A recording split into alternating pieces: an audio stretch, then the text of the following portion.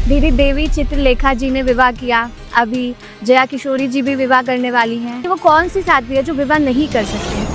और आप सन्यासी जीवन जी रहे हैं, तो एक साध्वी का जीवन कैसा होता है? यानी कि वो विवाह कर सकते हैं या विवाह नहीं कर सकते हैं? यानी कि वो कौन सी साध्वी है जो विवाह नहीं कर सकते हैं? कैसे ये कंफ्यूजन क्लियर होगा?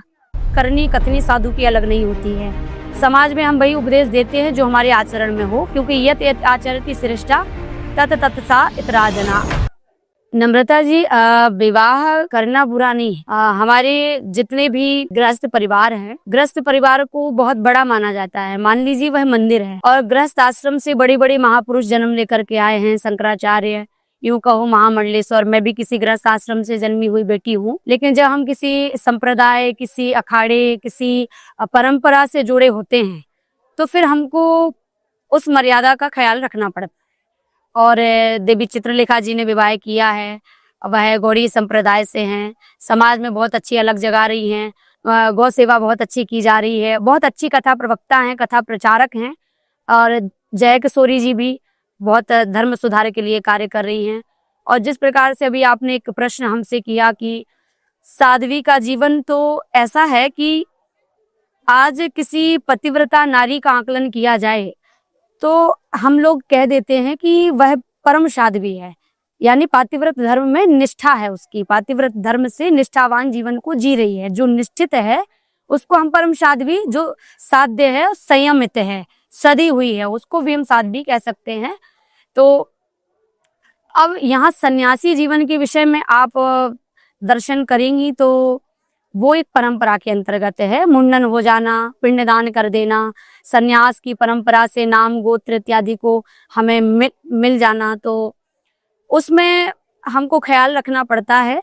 हमने गेरुए वस्त्र को धारण किया और मैं आपको बताना चाहूंगी कि ये जो गेरुआ वस्त्र है, कोई वस्त्र नहीं है, ये कोई वेशभूषा नहीं है, ये चमड़ी है और ये साधु की चमड़ी है। ये वस्त्र उतरता तभी है जब उसकी चमड़ी, यानी हम कैसे निकालेंगे देह के साथ ही ये जाती है। तो निश्चित रूप से यदि आज के समय में कोई आपसे पूछे कि ये साध्वी और सन्यासी, तो दोनों अलग हैं। क्योंकि हम कथा प्रवक्ता को, अगर वो बहुत दृढ़ता से अपने कार्य को कर रही हैं तो हम उनको परम साध्वी है, बाल साध्वी है भी कह सकते हैं। लेकिन अगर वो सन्यासी हैं तो फिर विवाह शब्द उनके साथ में नहीं जुड़ता है। यहाँ दो प्रश्न खड़े हो गए, एक प्रश्न हुआ सन्यासी जीवन के लिए, दूसरा हुआ साध्वी जीवन के लिए। तो सन्यासी जीवन ऐसा है कि जब हमारी दीक्षा होती है, हमारे गुरुदेव जब दीक्षा हमको देते हैं तो एक मंत्र दीक्षा होती है और एक वस्त्र दीक्षा होती है। तो मंत्र दीक्षा में हमको मंत्र दिया जाता है और उस मंत्र के द्वारा हम जाप करते हैं और उस जाप से हम अपने जीवन को व्यवस्थित जी सकते हैं। मान लीजिए एक बच्चे को हमने दीक्षा दे दी और दीक्षा में मंत्र दे दिया, द्वादश अक्षर मंत्र, खड़ाक्षर मंत्र, पंचाक्षरी मंत्र, तो वो मंत्र जाप करेगा, एक आध माला बोले, अपना विद्यालय जाए, अपना ट्यूशन करे, अपनी जो तैयारी कर रहा है वो करे, शादी विवाह इत्यादि उसका हो जाता है, वो प्रश्न चिन्ह नहीं लगता उसके जीवन में। अब वस्त्र दीक्षा में जब बात आती है तो वस्त्र दीक्षा सबसे पहले होती है सफेद वस्त्र की दीक्षा, और सफेद वस्त्र में ब्रह्मचर्य की दीक्षा, यानी संयमित जीवन को कैसे जीना है, अपनी इंद्रियों में संयम करना है, शांति का प्रतीक सफेद वस्त्र होता है। तो सफेद वस्त्र हमें मिला, हम नीला पीला हरा गुलाबी पहन सकते हैं, हम शादी भी कर सकते हैं।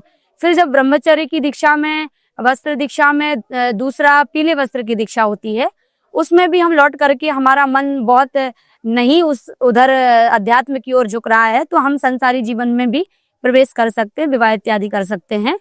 लेकिन जब हमारी गिरवी वस्त्र की दीक्षा हो गई, हमें संन्यास दीक्षा प्राप्त हो गई, तो फिर हम लौट करके संसार की तरफ नहीं देख सकते हैं, हम विवाह नहीं कर सकते हैं, हम नीला पीला हरा गुलाबी नहीं पहन सकते हैं, हम साधारण आम जनमानस की तरह व्यवहार नहीं कर सकते हैं, क्योंकि ये वस्त्र की गरिमा है। और इसके पीछे हमारे जो प्रबुद्ध जन हैं, हमारी वास्तविकता में जिन्होंने त्यागा है जीवन में, तप किया, साधना की, सन्यासी जीवन जो जी रहे हैं, उनके ऊपर प्रश्न चिन्ह उठ जाते हैं। तो यहाँ हमारा कोई भी गतिविधि, हमारा चरित्र, हमारा कार्य कोई ऐसा कर्म ना हो कि हमारे से बड़े जो लोग हैं उनके ऊपर उंगलियां उठें। आज आप लोगों ने सड़कों में देखा होगा, बहुत सारे साधु स्वरूप में भिक्षा मांगते हुए भी दिखाई देते हैं। ये गेटअप अच्छा लगता है इसलिए ऊपर से स्वरूप को धारण कर लेते हैं, तो निश्चित रूप से लोगों के अंदर प्रश्न चिन्ह तो उठता है। लेकिन सत्यता ये है कि जो बड़े हैं, जो बड़े हैं, उनको ये समाज में और अपने जो शिष्य हैं उनको भी ये बात बतानी चाहिए कि बेटा अब आप गिरवी वस्त्र की दीक्षा में हैं, सन्यासी दीक्षा में हैं। आपका कोई आचरण ऐसा ना हो कि जो आपके वास्तविकता में बड़े हैं, असली जीवन जी रहे हैं, उनके ऊपर टीका टिप्पणी हो, उंगली उठे। भले ही आप सन्यासी ना हो, आप मुंडन ना कराएं, पिंडदान ना करें, आप सन्यास धारण ना करें, लेकिन यदि आपने ये वस्त्र पहना है तो ये वस्त्र आप उतार नहीं सकते या फिर आप पहने ना, एक गरिमा है। तो मैं यही कहूंगी कि जो भी इस वस्त्र को धारण करके रखे हैं वो गरिमा को समझें, तो निश्चित रूप से हम जगत में वही प्रस्तुत करें जो हम हैं। वरना पूज्य तो आप रहेंगे, क्योंकि विद्वान सर्वत्र पूज्य थे। आप विद्वान हैं तो आपकी पूजा होगी, आपके आचरण को भी पूजा जाएगा। और आप फिर आप कोई भी वस्त्र धारण करें, आप कुछ भी पहने, कैसे भी रहें, आपका व्यक्तित्व पूजेगा।